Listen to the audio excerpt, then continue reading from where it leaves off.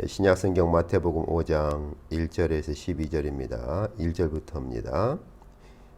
예수께서 무리를 보시고 산에 올라가 앉으시니 제자들이 나온지라.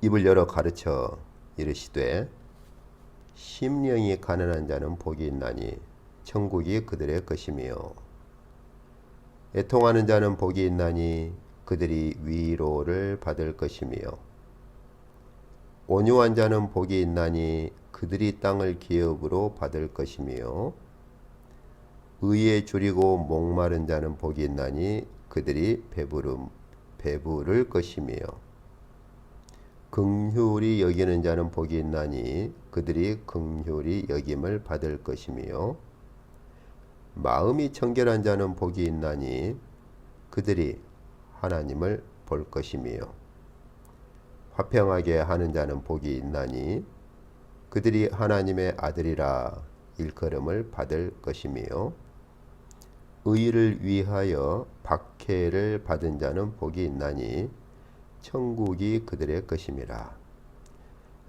나로 말미암아 너희를 욕하고 박해하고 거짓으로 너희를 거슬러 모든 악한 말을 할 때에는 너희에게 복이 있나니 기뻐하고 즐거워하라.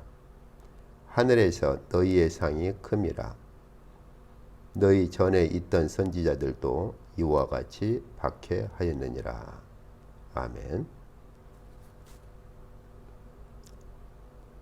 이제 저희는 지금 계속해서 예수께서 이 땅에서 선언하신 산상보훈의 가르침이 무엇인가 하는 걸 좀 보고 있죠. 저희가 지금까지 보아온 것처럼 이 산상보훈의 가르침은 매우 중요합니다. 특히 오늘도 저희가 읽었지만 우리가 보통 팔복이라고 부르는 것들, 그래서 5장 3절에서 12절까지 있는 것들은 하나님 나라가 무엇이며 어떠한 자들이 하나님 나라에 들어갈 것인가, 이것에 대해서 구체적으로 말씀하신다는 점에 있어서 더더욱 중요하다고 말할 수 있죠. 이제 오늘 저희가 좀 살펴보려고 하는 것은 7절에 있는 말씀, 긍휼히 여기는 자는 복이 있나니 그들이 긍휼히 여김을 받을 것이며, 주께서 산상보훈에서 말씀하실 때 긍휼히 여김에 대해서 말씀하시는데, 긍휼히 여긴다고 하는 것이 무엇인가, 이걸 좀 저희가 살펴보려고 합니다. 제가 지금까지 보아왔듯이 이것도 역시 그 우리 믿음의 선진들이 그렇게 걸어왔던 길이기도 하거든요. 우리가 시편 112편을 한번 좀 볼까요? 시편 112편. 이제 묵상기도 때 제가 읽었던 말씀이에요. 시편 112편 그 1절을 보시면 할렐루야 여호와를 경외하며 그의 계명을 크게 즐거워하는 자는 복이 있도다. 그래서 여호와를 경외하고 계명을 즐거워하는 자에게 복을 선언하죠. 이제 좀 직역을 하자면은 복의 선언문이에요. 복되도다. 어떤 자들이 복되느냐? 여호와를 경외하는 그러한 자들이여. 그리고 그의 계명을 즐거워하는 자들이여. 이렇게. 그러니까 여호와를 경외하고 여호와의 계명을 즐거워하는 자들에게 복을 지금 선언하는 거예요. 그런데 여호와를 정말로 경외하고 계명을 즐거워하는 자들에게 나타나는 것이 무엇이냐? 그게 바로 이제 여기 4절 보세요. 여호와를 경외하고 여호와의 계명을 즐거워하는 자들을 4절에서 정직한 자들로 다시 한번 반복해서 말을 하면서 정직한 자들에게는 흑암 중에 빛이 일어나나니 그는 자 여기서 말하는 정직한 자들 다시 말하면 여호와를 경외하고 여호와의 계명을 즐거워하는 정직한 자들 그는 자비롭고 긍휼이 많으며 의로우니이다. 이렇게. 그러니까 진정으로 여호와를 경외하고 그의 계명을 즐거워하는 것이 어떻게 드러나느냐?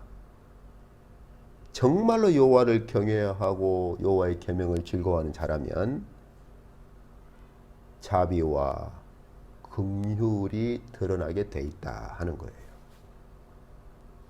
이것이 또 하나님께서 계명을 주신 목적 중에 하나입니다. 저희가 신명기서를 쭉 보면 특히 고아나 과부에 대해서 긍휼을 베풀고 그들을 돕고 하도록 돼 있어요.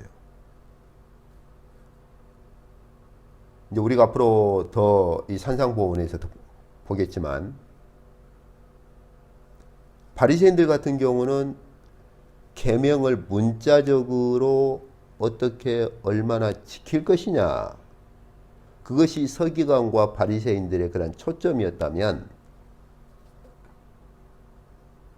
하나님께서 계명을 주신 원래 의도는 단순히 문자 몇 가지를 얼마나 철저하게 지킬 것이냐가 아니라 정말 자비가 드러나고 긍휼이 드러나는 것을 이제 원하신다는 것이죠.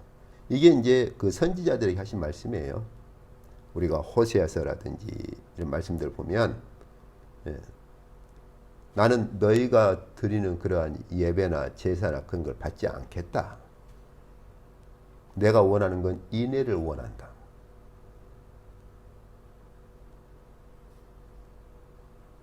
그래서 이 시편의 모든 그 가난한 자들의 모든 것들을 지배해 놓은 게 사실은 시편 1편이에요. 또 반대로 말해서 시편은 시편 1편을 풀어놓은 것이라고도 말할 수 있어요. 그래서 시편 전체의 압축이 시편 1편이고 또 반대로 시편의 모든 것은 시편 1편을 풀어놓은 거예요. 이제 뒤에 한번 저희가 그런 것들을 조금 더 살펴봅시다. 그래서 저희가 전에도 살펴본 것처럼 구약에 정말로 하나님의 계명을 사랑했던 자들, 여호와를 경외했던 자들은 이런 길을 걸었어요. 하나님을 정말로 경외하고 계명을 즐거워했기 때문에 그들은 긍휼을 베풀고 자비를 베푸는 길을 걸었던 것이죠. 그게 이제 남은 자들이라 그렇게 불려지죠. 하나님께서 결국은 남은 자들을 돌아오게 하겠다. 내가 남은 자들을 이제 마지막에 부르겠다. 근데 그 남은 자들이 어떤 자들이냐? 하나님의 계명을 사랑하고 계명을 즐거워하는 자들인데 그 계명을 사랑하고 즐거워한다는 것이 바리새인들처럼 문자 몇 가지를 지키느냐 마느냐 이렇게 씨름하는 것이 아니고 하나님께서 계명을 통해서 이루고자 하시는 것들을 이루는 그래서 구약이든 신약이든 상관없이 정말로 하나님의 계명을 사랑하고 계명을 그렇게 즐거워하는 자들에게서는 그러한 삶이 드러날 수밖에 없어요. 그래서 주께서 오늘 산상보훈에서 하나님 나라를 선언하시면서 드디어 남은 자들을 부르시는 거예요. 그 부르시는 남은 자들이 누구냐? 심령이 가난한 자들이라. 그 심령이 가난한 자들의 또 다른 측면이 뭐냐? 오늘 우리가 읽었던 것처럼 긍휼히 여기는 자라. 다시 저희가 마태복음 한번 가봅시다. 전에도 저희가 함께 살펴보았지만은 이 마태복음 5장에서 이 심령이 가난한 자에 대한 8가지 측면은 현재 지금 그렇게 살아가고 있는 측면들이에요. 앞으로가 아니라 앞으로 다른 사람을 긍휼히 여긴다는 것이 아니라 현재 지금 긍휼히 여기는 자, 현재 지금 하나님의 공의를 바라보고 하나님의 공의를 목말라 하는 자, 현재 지금 온유한 삶을 살고 있는 자, 현재 지금 심령이 가난한 자로 살아가고 있는 자들을 부르시는 거예요. 그러한 자들에게 2가지 약속을 주시죠. 뭡니까? 하나님 나라의 2가지 측면. 현재 그러한 자들은 하나님 나라가 그들의 것이고 그들은 이미 하나님 나라에 들어와 있어요. 그럼에도 불구하고 또 한 측면은 종말에 주님 재림하실 때 완성될 그 하나님 나라가 또 함께 공존합니다. 그 종말에 완성될 그 하나님 나라가 무엇이냐? 심령이 가난한 자로 현재 이 땅에서 눈물을 흘리며 살아간 자들에게는 종말에 완성될 하나님 나라에서 하늘의 위로가 있을 것이다 하는 것이죠. 온유한 자로 살아간 자들에게는 종말에 완성될 하나님 나라에서 그 땅 하나님 나라를 기업으로 받을 것이다 하는 것이죠. 오늘 저희가 그럼 우리가 이 땅에서 하나님 나라를 이미 하나님 나라에 들어간 자들로 이미 하나님 나라를 이렇게 물려받은 이런 남은 자들로 살아갔을 때 그때 그럼 종말에 완성될 하나님 나라에서 받게 될 그 하나님 나라의 특성이 뭐냐라고 할 때 바로 긍휼히 여김을 받을 것이다 하는 거죠. 이걸 반대로 말하면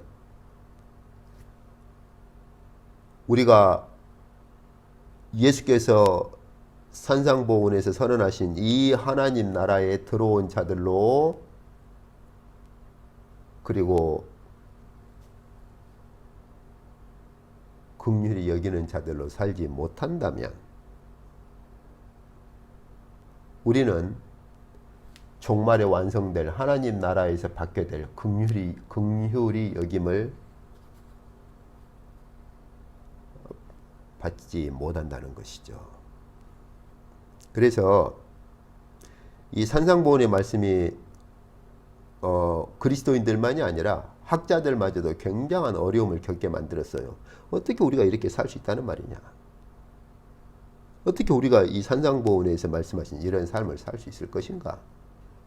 그래서 어떤 학자들은 이것을 현재 우리가 살아야 할 그런 가르침이 아니라 종말로 미뤄버렸어요. 종말에 완성될 삶을 그렇게 말을 하는 것이다. 이렇게. 그러나 주께서 지금 하시는 말씀은 미래의 삶이 아니라 현재 이렇게 살라고 하는 것입니다. 그러면 이제 우리에게 이제 그런 어려움이 부딪히죠. 어떻게 우리가 이렇게 살 수 있을 것인가? 앞으로 저희가 볼 것입니다만은 그 해답은 우리 자신들에게서 찾을 수 있는 것이 아니고 성령에 대한 문제입니다.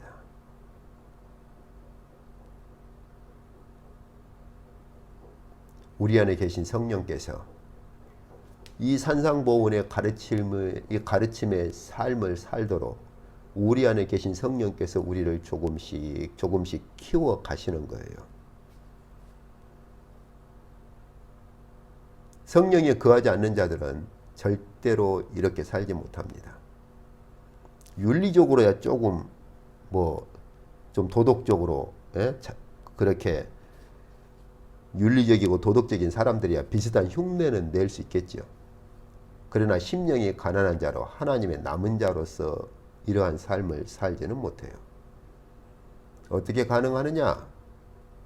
바로 우리 안에 계신 성령께서 우리를 이 산상보훈의 가르침을 따라서 조금씩 조금씩 자라가도록 만드시는 겁니다.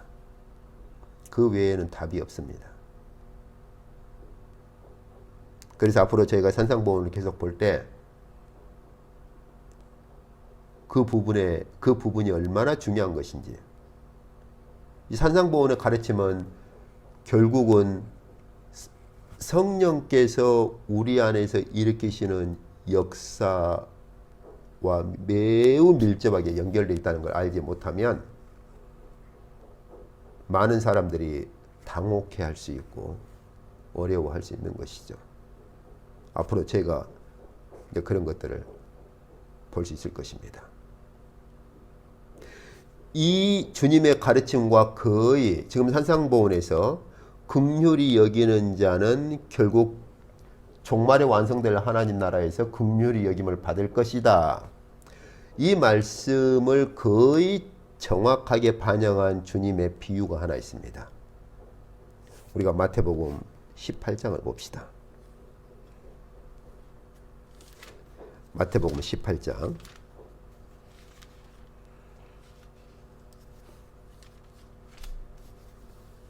18장 33절, 우리가 21절부터서 35절까지 보면 주께서 말씀하신 비유가 하나 있어요.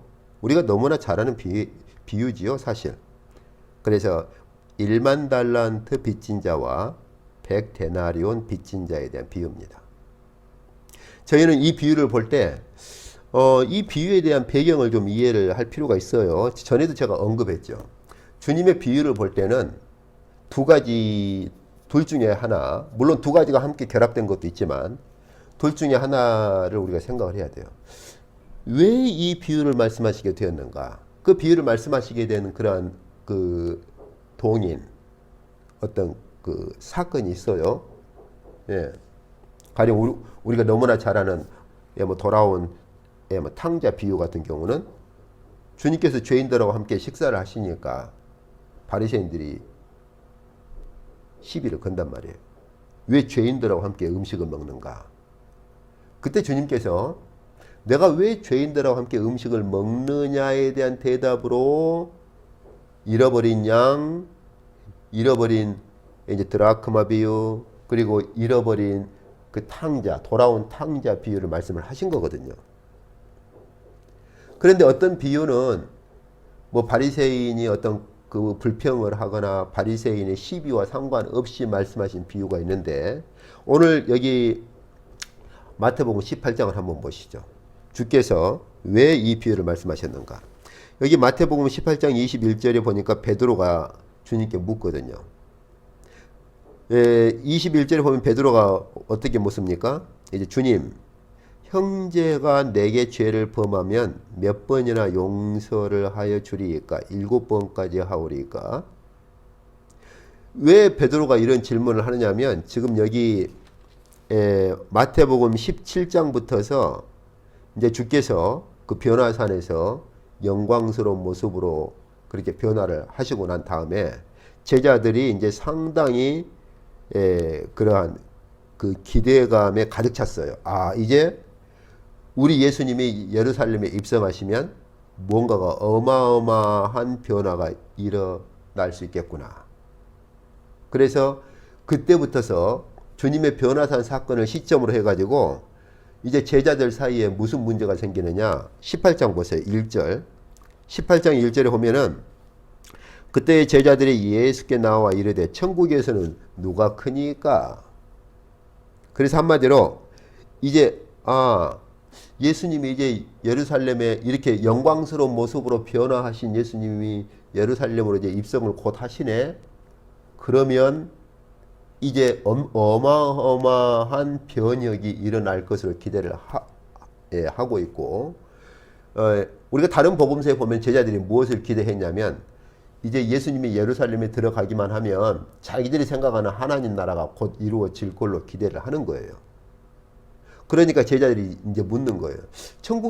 천국에서는, 즉 하나님 나라가 이루어지면, 예수님 예루살렘에 입성하시고 하나님 나라가 이루어지면, 그 말은 이제 제자들이 생각하는 하나님 나라를 생각하는 거죠. 하나님 나라가 이루어지면 누가 그럼 큰 자가 될까요?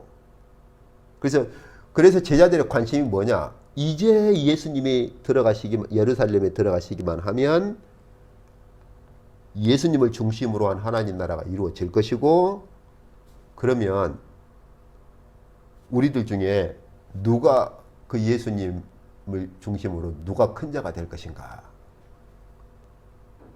이러한 기대감, 이러한 상황에서 베드로가 또 묻는 거죠. 주님, 형제가 나한테 죄를 범하면 제가 몇 번이나 용서를 할까요? 7번 정도 할까요? 아마 틀림없이 베드로는 그런 기대감을 가졌을 거예요. 예수께서 그래, 너 참 훌륭한 이해를 하고 있다. 그런 칭찬을 해주기를 바랬을 거예요. 베드로도 이제 곧 우리가 예루살렘에 들어가기만 하면 하나님 나라가 이루어질 것인데, 그 전에 뭔가 주님께로부터 인정을 받고 싶었던 거죠. 그래도 7번 정도 말하면 주께서 네가 참 좋은 그런 사고를 가지고 있구나. 네가 좋은 이해력을 가지고 있구나. 아마 그런 칭찬을 기대를 했을 겁니다. 그런데 주님의 말씀은 베드로의 기대를 완전히 다 이제 무너뜨려 버리죠. 무엇입니까? 22절에 7번만이 아니라 7번을 70번까지라도 해라. 형제가 나한테 죄를 범했을 때 7번? 아니. 그 7번을 70번, 7번씩 용서하는 걸 70번까지 하라는 거예요. 70번까지. 어떻습니까? 우리가 베드로라고 생각합시다. 어떤 느낌이 들겠어요? 도저히 안 되겠구나. 어떻게 내가 7번을, 그 7번을 70번을 내가 용서를 할 수 있을까? 아마 베드로가 그렇게 느꼈을 거예요. 이건 도저히 안 되겠다. 안 그러겠어요? 우리가 베드로라 해도 그러겠죠. 7번씩 70번을 속으로, 아마 저라도 속으로 그럴 것 같아요. 아이고, 이건 불가능한 일이야. 그래서 주께서 비유로 다시 말씀하십니다. 보세요. 자, 23절에 보면은, 그러므로 무엇은요? 천국은, 다시 말하면 하나님 나라는, 하나님 나라가 무엇인가를 다시 비유로 말씀하세요. 하나님 나라가 무엇이죠? 자, 그 종들과 결산하려 하던 어떤 임금과 같으니, 임금이 마지막 결산의 때에 그 종들하고 이제 마지막 결산을 하려고 하는 것과 같다, 그 말이에요. 무엇을 할 수 있죠? 예수님 재림하실 때 이루어질 하나님 나라에서는 최종 결산이 있다, 그 말이에요. 근데 그 결산의 기준이 무엇입니까? 네가 11조 많이 했냐? 교회를 많이 세웠냐? 그겁니까? 봅시다. 자, 무엇이 예수께서 재림하셔서 완성하실 하나님 나라에서 최종, 우리와 최종 결산하실 때 그 최종 결산의 기준이 무엇입니까? 봅시다. 자, 24절에 보니까 1만 달란트 빚진 자 하나를 데려왔어요. 여러분, 이건요, 1만 달란트라고 하면 그 당시에 주님의 비유를 듣는 모든 사람들은요, 저건 불가능해. 그렇게 느낄 수밖에 없는 액수입니다. 그렇게. 여러분, 여기 그 주님께서 일부러 어마어마한 대조를 하시는데 한번 보세요. 자, 24절에 보면 1만 달란트 빚진 자 하나가 있고요. 그 다음에 28절 보세요. 100데나리온, 즉 달란트와 데나리온의 극적인 대조를 하시죠. 데나리온은 우리가 잘 아는 것처럼 일반적으로 그 당시에 로마 병정들의 하루 품삯 혹은 그 당시에 사람들이 하루 일을 했을 때 받는 하루 품삯이 이제 데나리온입니다. 이제 드라크마하고 같아요. 근데 이제 데나리온은 주로 로마의 화폐에서 쓰이고, 이제 드라크마는 헬라 쪽 화폐 이제 쓰는. 그러니까 쉽게 말하면 우리 한국에서 원, 미국은 뭐 달러 하듯이.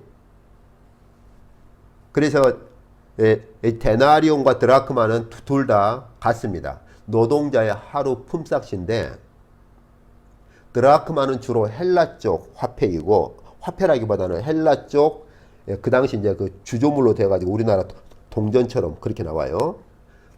여기 이제 주님께서는 지금 헬라 쪽 그 돈의 그러한 명칭을 사용하시는 것이 아니라 로마 쪽 명칭을 지금 쓰시는 거예요. 자, 어쨌든. 자, 데나리온은 기껏 해봐야 노동자 하루 품삯이니까 100데나리온이면은 100일을 일하면 갚을 수 있는 돈이에요. 그러니까 만약 오늘날로 환산하면 평균 한 10만 원 생각합시다. 그러면은 100데나리온이니까 그렇죠? 예, 한 뭐 1000만 원 정도 빚진 거죠. 그렇죠? 예. 그런데 이 달란트라고 하는 건요. 이 뭐 여기서 이제 영어에 뭐 탤런트가 나왔다 그런 말들은 별로 중요치가 않아요. 사실은 그 개념하고는 달라요. 이제 용어상으로는 그렇지만 여기 달란트라고 하는 건요. 6,000데나리온이 한 달란트입니다. 6,000데나리온. 그러니까 여기서 한 달란트를 갚으려면 그 노동자가 6,000일을 일을 해야 돼요. 이거 계산하면요, 만 달란트를 갚으려면 노동자가 거의 한 16만 년 정도 일을 해야 돼요. 하루도 안 쉬고. 이 돈이 어느 정도 규모의 그 크기냐면, 여러분 그 당시에 아테네 있죠. 아테네의 1년 수입이요, 한 1000달란트밖에 안 돼요.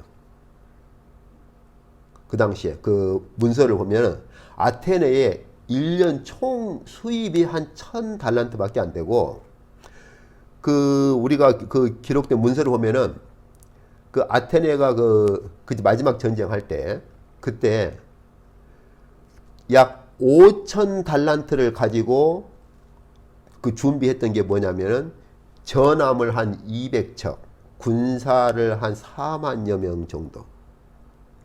그리고 그 군사에게 먹일 그 급여들, 식량 모든 것들을 다 채우는데도 5,000달란트, 약 5,000달란트가 들었어요. 어마어마한 거죠. 그러니까 10,000달란트 그러면 이건 뭐 불가능한 돈이에요. 이 비율을 듣는 사람은 누구든지 그렇게 생각할 수밖에 없어요. 아, 저 빚은 갚을 수 없어. 갚기에 불가능한 빚이야.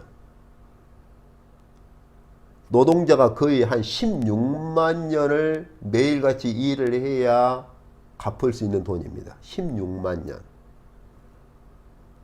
아테네의 1년 수입이 기껏해야 1000달란트라니까요. 5,000달란트만 가지고도 전함을 200척 이상을 사고 군사를 4만 명 이상을 모으고 그들에게 급여를 주고 그들에게 줄 식량까지 다 채울 수 있었으니까 거의 한 5,000달란트 가지고. 그러니 10,000달란트면 이건 뭐 불가능한 거죠. 주께서 의도적으로 극과 극의 대조를 하시는 거죠. 무슨 말입니까? 갚을 수 없는 자를 임금이 용서를 했거든요. 근데 그는 뭐예요? 충분히 갚을 수 있어요. 100데나리온 100일 동안 일하면 돼요. 그런데도 용서를 않고 감옥에다 집어 넣어버렸죠. 그때 주께서 그 비유에서 하신 말씀이 무엇입니까? 18장 32절 보세요. 내가 너를 18장 33절입니다. 내가 너를 불쌍히 여김과 같이 너도 내 동료를 불쌍히 여김이 마땅하지 아니하냐? 이것이 하나님 나라의 결산의 원리입니다. 이것이 저와 여러분 중에 하나님께서 우리에게 있는 그대로 보응을 하신다면 누가 하나님 앞에 우리의 모든 걸 결산할 자가 누가 있습니까? 10,000달란트 그 이상이죠. 죄의 세력 아래서 벗어날 자가 누가 있어요? 설령 빌 게이츠처럼 어마어마한 사업에 재능이 있어서 그렇게 어마어마한 그런 기업체를 이루었다 합시다. 예, 돈의 가치로는 그만큼 이루었다고 합시다. 그렇다 한들 그게 우리를 사망의 그늘에서 벗어나게 합니까? 사망 아래에 있다고 하는 것은 모든 걸 무효화 시켜버리는 거예요. 10,000달란트가 문제가 아니죠.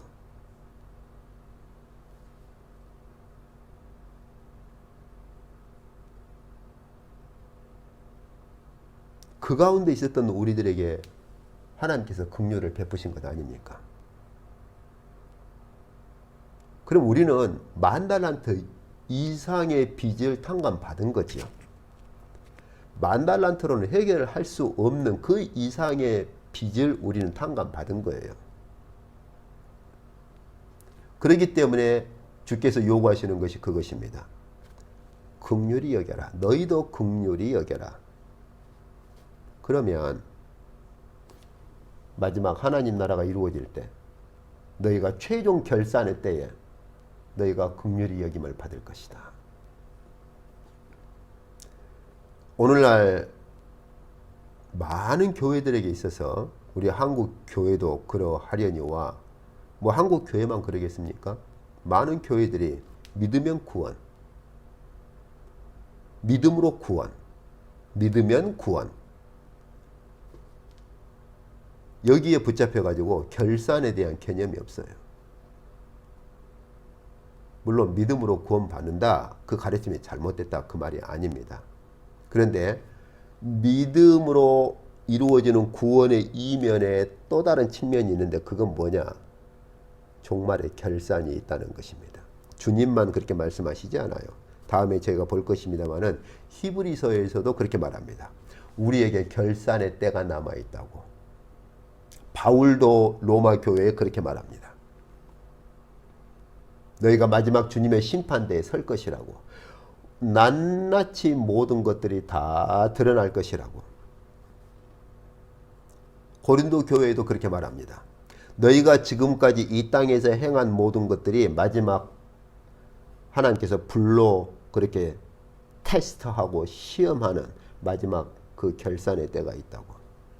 그래서 금이나 은이나 이런 것처럼 순수한 금이나 은으로 세워진 집은 불로 시험받을 때 그 자기의 수고가 남아있겠지만은 불순물이 들어간 것들, 나무나 풀이나 지프로 그렇게 세워진 집은 다 불타버릴 것이라고. 여러분, 믿음으로 구원받습니다. 맞습니다. 그런데 그 믿음으로 받는 구원의 이면에 마지막 결산이 함께 공존합니다. 결산의 때가 있어요. 그래서 주께서 이 비유 결론에 한 번 더 말씀하시죠. 35절을 보시면 너희가 각각 마음으로 형제를 용서하지 아니하면 나의 하늘 아버지께서도 너희에게 이와 같이 하시리라. 이것을 주께서 다시 한번 반복해서 가르치시는 것이 바로 주기도문입니다. 뒤에 저희가 산상보훈의 주기도문 볼 때 이 부분을 한 번 더 자세히 보도록 하겠습니다. 많은 사람들이 그 말씀을 오해를 하고 있어요. 마치 우리에게 죄 지은 자를 사하여 주면 그것이 마치 어떤 대가가 되고 공로가 되어서 우리의 죄를 사함받는 것처럼, 그 말씀이 아니고 이 원리를 가지고 말씀하시는 거예요. 그래서 야고보 사도도 산상보훈을 그대로 가져와서 우리에게 이렇게 말합니다. 함께 봅시다. 신약성경. 저희가 앞으로 산상보훈을 볼 때 함께 병행해서 봐야 될 것이 이제 야고보서예요. 왜냐하면 야고보 사도가 이 산상보훈의 말씀을 있는 그대로 인용하거나 약간의 변형해서 산상보훈에 있는 말씀을 자세히 풀어서 해석하고 가르친 게 바로 야고보 사도의 가르침이에요. 그래서 우리가 2장을 봅시다. 이제 야고보서 2장을 보면은 2장 1절부터 쭉 가르치면서 마지막 결론에 2장 13절을 보면은 야고보 사도도 이렇게 결국은 결론을 맺습니다. 긍휼을 행하지 아니하는 자에게는 긍휼 없는 심판이 있으리라. 이렇게 말을 해요. 여러분, 예수께서 이 땅에 오셔서 하나님 나라의 문을 여시고 그리고 우리를 하나님 나라로 부르시죠. 어떤 자들을 부르십니까? 남은 자들을 부르십니다. 이건 구약에 하나님께서 약속하신 거예요. 선지자들에게. 남은 자를 부르시겠다고 하는 약속. 그런데 어떤 자가 남은 자입니까? 심령이 가난한 자예요. 어떤 자가 심령이 가난한 자입니까? 오늘 심령이 가난한 자에 대한 또 다른 측면이 무엇입니까? 긍휼히 여기는 자입니다. 물론 우리가 이 땅에서 온전한 긍휼, 주님께서 베푸셨던 것처럼 온전한 긍휼을 다 베풀 수 있느냐? 물론 불가능하죠. 그러나 분명한 건 우리 믿음의 분량을 따라 긍휼히 여기는 삶을 시작해야 한다는 건 확실합니다. 이것이 어디에서 반영되느냐? 성령의 열매입니다. 예수께서는 구체적으로 성령에 대한 적용까지 안 하셨지만 사도들은 이러한 것들을 구체적으로 더 확대하고 적용할 때 성령의 열매로 말을 해요.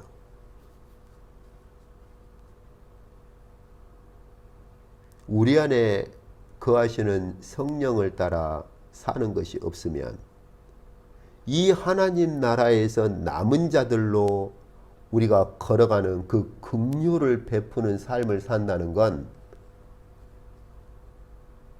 거의 어렵죠.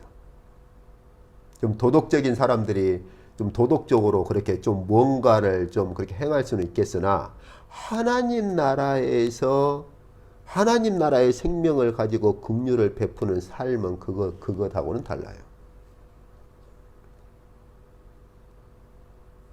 오늘 주님의 선언을 저희는 다시 한번 기억해야 될 것입니다.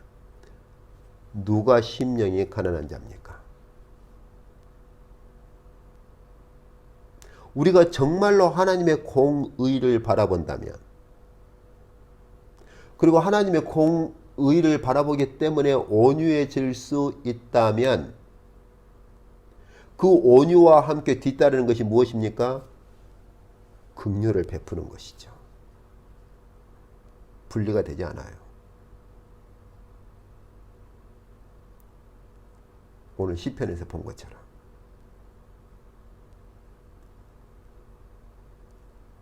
오늘 말씀 맺도록 하겠습니다. 주께서 산상보훈의 결론에서 말씀하신 것처럼 이 길은 좁고 협착한 길입니다. 넓은 길이 아니에요.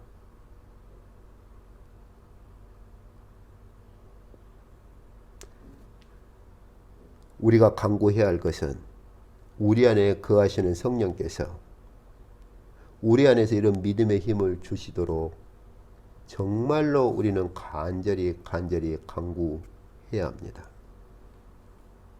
심령이 가난한 자로 서서 눈물을 흘릴지라도 온유한 자로 설 수 있게 해달라고.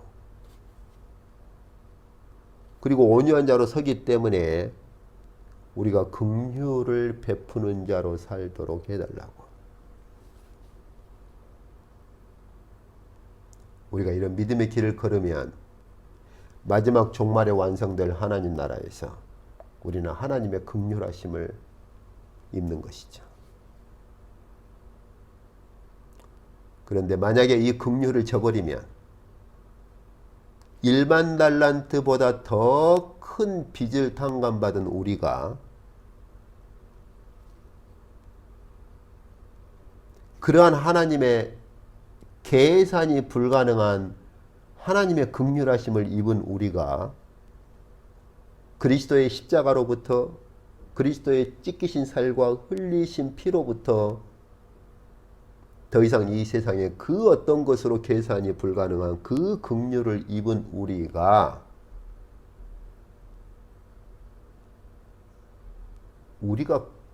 그런 긍휼을 입었음에도 불구하고 우리가 긍휼을 베풀지 못한다면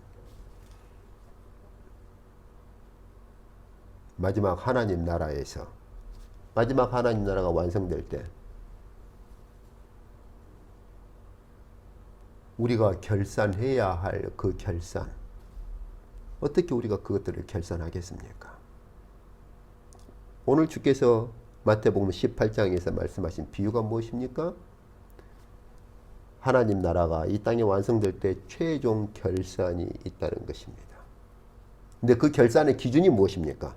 긍휼을 행했느냐, 행하지 않았느냐, 긍휼을 베풀었느냐, 베풀지 않았느냐 하는 것이죠. 왜요? 너는 지금 1만 달란트를 이미 탕감받은 긍휼을 입은 자가 아니냐 그 말이에요.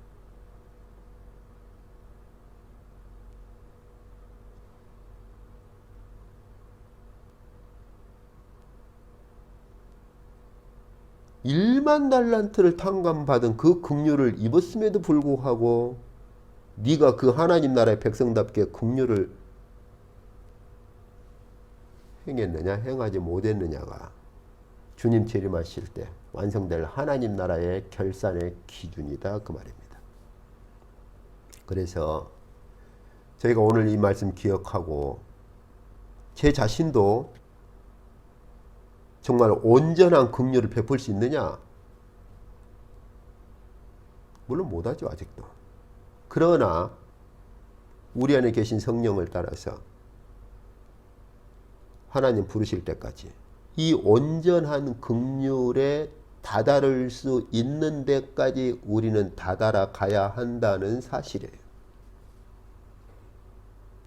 성령 안에서 우리는 그 목표를 놓고 우리의 남은 삶을 평생을 걸어야 합니다. 그랬을 때 우리는 빛과 소금이 되는 것이죠. 아무쪼록 주께서 성령의 거룩하신 은혜를 베푸셔서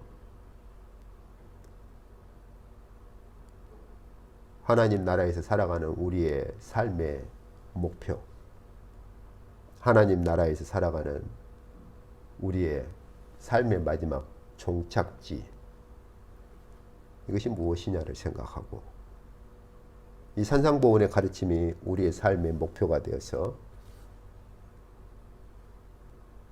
하늘의 부르심을 받을 때까지 조금씩 우리가 자라가기를 원합니다.